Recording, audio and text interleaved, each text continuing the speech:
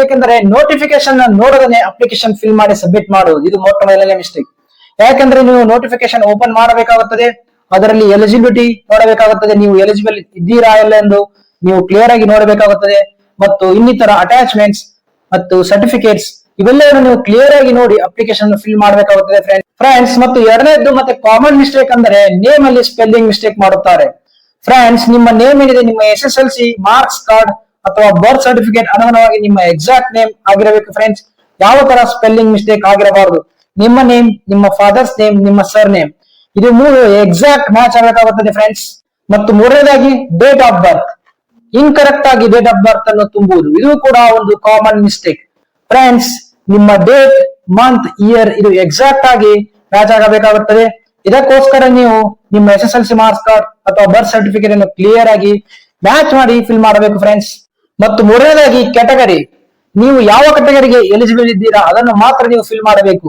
For example SC ST 2A 2B 3A 3B ಇದರಲ್ಲಿ ನಿಮ್ಮದು ಯಾವುದು ಎಕ್ಸಾಕ್ಟ್ ಕ್ಯಾಟಗರಿ ಇದೆ ಅದನ್ನು ಮಾತ್ರ ನೀವು ಫಿಲ್ ಮಾಡಬೇಕಾಗುತ್ತದೆ ಫ್ರೆಂಡ್ಸ್. ಮತ್ತು ನೆಕ್ಸ್ಟ್ ಅಂದರೆ ರಿಸರ್ವೇಶನ್ ಸರ್ಟಿಫಿಕೇಟ್ ಅನ್ನು ರೆಡಿ ಇಟ್ಟುಕೊಳ್ಳೋದಿಲ್ಲ. ತುಂಬಾ ಜನ ಏನ್ ಮಾಡ್ತಾರೆ, ಕ್ಯಾಟಗರಿಯಲ್ಲಿ ಫಿಲ್ ಮಾಡ್ತಾರೆ ಆದರೆ ರಿಸರ್ವೇಶನ್ ಸರ್ಟಿಫಿಕೇಟ್ ಏನಿದೆ ಇರುವುದಿಲ್ಲ. ಈ ಮಿಸ್ಟೇಕ್ ಅನ್ನು ನೀವು ಮಾಡಬಾರದು ಫ್ರೆಂಡ್ಸ್. ನೀವು ರಿಸರ್ವೇಶನ್ ಸರ್ಟಿಫಿಕೇಟ್ ತೆಗೆದುಕೊಳ್ಳಿ, ಅದಾದ ಮೇಲೆ ಕ್ಯಾಟಗರಿಯನ್ನು ಫಿಲ್ ಮಾಡಿಕೊಳ್ಳಿ ಫ್ರೆಂಡ್ಸ್. ಮತ್ತು ನೆಕ್ಸ್ಟ್ ಅಂದ್ರೆ ನಿಮ್ಮ ಎಜುಕೇಶನ್ ಡೀಟೇಲ್ಸ್ ಅನ್ನು ತಪ್ಪಾಗಿ ತುಂಬುವುದು ಫ್ರೆಂಡ್ಸ್. ನೀವು ಯಾವ ಇಯರ್ ಅಲ್ಲಿ ಯಾವ ಯೂನಿವರ್ಸಿಟಿಯಿಂದ ಪಾಸ್ ಆಗಿದ್ದೀರಾ ಇದನ್ನು ಕ್ಲಿಯರ್ ಆಗಿ ತುಂಬಬೇಕಾಗುತ್ತದೆ. ಇಲ್ಲಿನೂ ಕೂಡ ಕಾಮನ್ ಮಿಸ್ಟೇಕ್ ಮಾಡುತ್ತಾರೆ. Wrong passing year, wrong university ಇದೆಲ್ಲವೂ ಕಾಮನ್ ಮಿಸ್ಟೇಕ್ ಆಗುತ್ತದೆ ಫ್ರೆಂಡ್ಸ್. ಅದಾದ ಮೇಲೆ ತುಂಬಾ ಜನ ಏನ್ ಮಾಡ್ತಾರೆ, ಅವರ ಫೋಟೋ ಏನಿದೆ ಕ್ಲಿಯರ್ ಆಗಿ ಇರುವುದಿಲ್ಲ, ಬ್ಲರ್ ಆಗಿರುತ್ತದೆ, ಇಲ್ಲಾಂದ್ರೆ ರಾಂಗ್ ಡೈಮೆನ್ಷನ್ ಆಗಿರುತ್ತದೆ, ರಾಂಗ್ ಫಾರ್ಮೆಟ್ ಅಲ್ಲಿ ಇರುತ್ತದೆ ಫ್ರೆಂಡ್ಸ್. ನೀವು ನೋಟಿಫಿಕೇಶನ್ ಕ್ಲಿಯರ್ ಆಗಿ ನೋಡಿಕೊಳ್ಳಬೇಕು. ಅದರಲ್ಲಿ ಕೊಟ್ಟಿರುತ್ತಾರೆ ಯಾವ ತರ ಡೈಮೆನ್ಷನ್ ಅಲ್ಲಿ ಫೋಟೋ ಇರಬೇಕೆಂದು, ಆ ತರ ನೀವು ಅಪ್ಲೋಡ್ ಮಾಡಬೇಕಾಗುತ್ತದೆ. ನೆಕ್ಸ್ಟ್ ಅಂದ್ರೆ ನಿಮ್ಮ ಸಿಗ್ನೇಚರ್ ಅನ್ನು ತಪ್ಪಾಗಿ ಅಪ್ಡೇಟ್ ಮಾಡುವುದು. ಅಂದ್ರೆ ಫ್ರೆಂಡ್ಸ್ ಇಲ್ಲಿ ಮೊಟ್ಟ ಮೊದಲನೇದಾಗಿ ನೀವು ಬ್ಲರ್ಡ್ ಆಗಿ ಅಪ್ಡೇಟ್ ಮಾಡಿರುತ್ತೀರಾ, ಇಲ್ಲ ಅಂದ್ರೆ ಚಿಕ್ಕದಾಗಿ, ತುಂಬಾ ಚಿಕ್ಕದಾಗಿ ಅಪ್ಡೇಟ್ ಮಾಡಿರುತ್ತೀರಾ, ಇಲ್ಲ ಅಂದ್ರೆ ಬೇರೆ ಯಾರದೋ ಒಂದು ಸಿಗ್ನೇಚರ್ ಅನ್ನು ಅಪ್ಲೋಡ್ ಮಾಡುತ್ತೀರಾ. ಇದು ಕೂಡ ಕಾಮನ್ ಮಿಸ್ಟೇಕ್ಸ್. ಮತ್ತು ನೆಕ್ಸ್ಟ್ ಅಂದರೆ ಅಪ್ಲೋಡ್ ಮಾಡಿದ ತಕ್ಷಣ ಡೈರೆಕ್ಟ್ ಆಗಿ ಸಬ್ಮಿಟ್ ಮಾಡೋದು ಫ್ರೆಂಡ್ಸ್. ಇಲ್ಲಿ ಪ್ರಿವ್ಯೂ ಮಾಡೋದೇನಿದೆ ತುಂಬಾನೇ ಇಂಪಾರ್ಟೆಂಟ್ ಆಗುತ್ತದೆ. ನೀವು ಎಲ್ಲವನ್ನು ಕ್ಲಿಯರ್ ಆಗಿ ಪ್ರಿವ್ಯೂ ಮಾಡಬೇಕಾಗುತ್ತದೆ. ಅಪ್ಲಿಕೇಶನ್ ಅಲ್ಲಿ ನಿಮ್ಮ ನೇಮ್ ಅನ್ನು ಪ್ರಿವ್ಯೂ ಮಾಡಬೇಕು, date of birth, photo, signature ಇವೆಲ್ಲವನ್ನು ಕ್ಲಿಯರ್ ಆಗಿ ಪ್ರಿವ್ಯೂ ಮಾಡಿಕೊಂಡು ನೀವು ಅಪ್ಲಿಕೇಶನ್ ಅನ್ನು ಸಬ್ಮಿಟ್ ಮಾಡಬೇಕಾಗುತ್ತದೆ ಫ್ರೆಂಡ್ಸ್. ಮತ್ತೆ ನೆಕ್ಸ್ಟ್ ಅಂದ್ರೆ ರಾಂಗ್ ಡಾಕ್ಯುಮೆಂಟ್ ಅನ್ನು ಸಬ್ಮಿಟ್ ಮಾಡುವುದು ಫ್ರೆಂಡ್ಸ್. ಇಲ್ಲಿ ತುಂಬಾ ಜನ ಏನ್ ಮಾಡ್ತಾರೆ, ಬಾಯ್ ಮಿಸ್ಟೇಕ್ ಆಗಿ ಬೇರೆಯವರ ಡಾಕ್ಯುಮೆಂಟ್ ಅನ್ನು ಸಬ್ಮಿಟ್ ಮಾಡುತ್ತಾರೆ, ಇಲ್ಲಾಂದ್ರೆ ಬ್ಲಾಂಕ್ ಡಾಕ್ಯುಮೆಂಟ್ ಅನ್ನು ಸಬ್ಮಿಟ್ ಮಾಡುತ್ತಾರೆ. ಆದ್ದರಿಂದ ನೀವು ಯಾವುದೇ ಒಂದು ಡಾಕ್ಯುಮೆಂಟ್ ಸಬ್ಮಿಟ್ ಮಾಡುವ ಮುನ್ನ ಅದನ್ನು ಕ್ಲಿಯರ್ ಆಗಿ ಓಪನ್ ಮಾಡಿ ನೋಡಿಕೊಳ್ಳಿ. ಅದರ ನೆಕ್ಸ್ಟ್ ನೀವು ಅದನ್ನು ಅಪ್ಲೋಡ್ ಮಾಡಿ ಸಬ್ಮಿಟ್ ಮಾಡಬೇಕು ಫ್ರೆಂಡ್ಸ್. ನೆಕ್ಸ್ಟ್ ಅಂದ್ರೆ ಅಪ್ಲಿಕೇಶನ್ ಫೀ ಅನ್ನು ಮರೆತು ಬಿಡುವುದು ಫ್ರೆಂಡ್ಸ್. ಕೆಲವೊಂದು ಜನ ಏನ್ ಮಾಡ್ತಾರೆ, ಪೇಮೆಂಟ್ ಇನಿಷಿಯೇಟ್ ಆದ ತಕ್ಷಣ ಅದು ಪೇಮೆಂಟ್ ಆಗಿದೆ ಎಂದು ತಿಳಿದುಕೊಳ್ಳುತ್ತಾರೆ.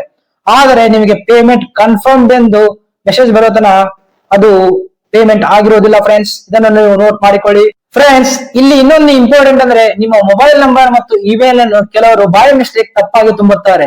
ಇದನ್ನು ನೀವು ಕೂಡ ಡಬಲ್ ವೆರಿಫೈ ಮಾಡಬೇಕಾಗುತ್ತದೆ, ಏಕೆಂದರೆ ಇದಕ್ಕೆ ನಿಮಗೆ ನೋಟಿಫಿಕೇಶನ್ ಗಳು ಬರ್ತವೆ ಫ್ರೆಂಡ್ಸ್. ಕೊನೆಯದಾಗಿ ಸಮರಿ ಹೇಳಬೇಕಂದ್ರೆ ನೀವು ಅಪ್ಲಿಕೇಶನ್ ಅನ್ನು ಸಬ್ಮಿಟ್ ಮಾಡುವ ಮುನ್ನ ಎಲ್ಲ ಡೀಟೇಲ್ಸ್ ಅನ್ನು ಕ್ಲಿಯರ್ ಆಗಿ ನೋಡಿಕೊಳ್ಳಬೇಕು ಫ್ರೆಂಡ್ಸ್.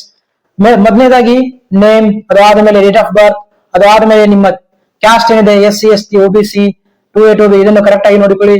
ಅದಾದ ಮೇಲೆ ಸಿಗ್ನೇಚರ್, ಅದಾದ ಮೇಲೆ ನಿಮ್ಮ ಫೋಟೋ ಹೇಗಿದೆ, ಕರೆಕ್ಟ್ ಆಗಿದೆಯಾ ಇಲ್ವಾ ಇದನ್ನೆಲ್ಲವನ್ನು, ಮತ್ತು ಕಾಂಟ್ಯಾಕ್ಟ್ ಡೀಟೇಲ್ಸ್, ನಿಮ್ಮ ಫೋನ್ ನಂಬರ್ ಮತ್ತು ಇಮೇಲ್ ID ಈ ತರ ಏನಿದೆ ಎಲ್ಲ ಡೀಟೇಲ್ಸ್ ಅನ್ನು ನೀವು ಕರೆಕ್ಟ್ ಆಗಿ ನೋಡಿಕೊಂಡು ಅದಾದ ಮೇಲೆ ಅಪ್ಲಿಕೇಶನ್ ಪ್ರಿವ್ಯೂ ಮಾಡಿ ಸಬ್ಮಿಟ್ ಮಾಡಬೇಕು. ಅದರ ಜೊತೆಗೆ ಈ ಡಾಕ್ಯುಮೆಂಟ್ಸ್ ಮತ್ತು ಸರ್ಟಿಫಿಕೇಟ್ಸ್ ಏನಿರುತ್ತೆ ಅದನ್ನು ನೀವು ಕರೆಕ್ಟ್ ಡಾಕ್ಯುಮೆಂಟ್ಸ್ ಅಪ್ಲೋಡ್ ಮಾಡಬೇಕಾಗುತ್ತದೆ, ಮತ್ತು ನೀವು ಪೇಮೆಂಟ್ ಅನ್ನು ಕರೆಕ್ಟ್ ಆಗಿ ಮಾಡಬೇಕಾಗುತ್ತದೆ ಫ್ರೆಂಡ್ಸ್.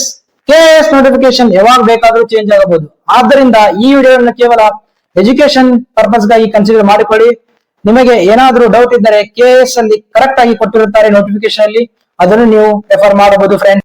ಮತ್ತು ಫ್ರೆಂಡ್ಸ್ ಇದೇ ರೀತಿ ಗವರ್ಮೆಂಟ್ ಎಕ್ಸಾಮ್ ರಿಲೇಟೆಡ್ ಇನ್ಫಾರ್ಮೇಶನ್ ವಿಡಿಯೋಗಳಿಗಾಗಿ ನನ್ನ ಚಾನಲ್ ಸಬ್ಸ್ಕ್ರೈಬ್ ಮಾಡಿ. Thank you.